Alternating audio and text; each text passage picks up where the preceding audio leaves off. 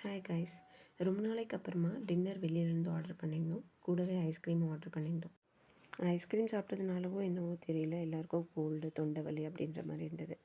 சரி, ஓகே, நம்ம வீட்டில் கற்பூரவள்ளி செடி இருக்குல்ல, கஷாயம் வச்சு குடிப்போம் இலையை பறித்து அப்படின்னு சொல்லிட்டு அந்த பக்கம் வந்திருந்தேன்.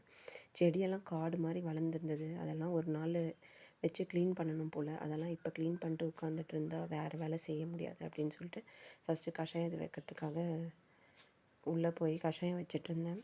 எங்கள் அம்மாவும் என் தங்கச்சியும் டேப்லெட்ஸ் போட்டுக்கலாம் அப்படின்னு சொல்லிட்டு நினச்சிட்டு இருந்தாங்க. நான் கஷாயம் வைக்கிறத பார்த்தோம் என்னவோ தெரியல, அவங்களும் எனக்கும் கஷாயத்தை கொஞ்சம் கொடு அப்படின்னு சொல்லிட்டு கேட்டாங்க. அவங்களுக்கும் கொடுத்தேன்.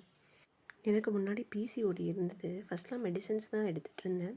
அதுக்கப்புறமேட்டு நேச்சுரலாக ஃபுட் ஹேபிட்ஸ் சேஞ்ச் பண்ணுறது, நேச்சுரலாக ஒரு சில ஹேபிட்ஸ் எல்லாம் மாற்றிக்கிட்டதுனால எனக்கு பிசிஓடி க்யூர் பண்ண முடிஞ்சுது. ஸோ அப்போத்துலேருந்தே எனக்கு நேச்சுரலாக போகிறதுனா ரொம்ப பிடிக்கும்.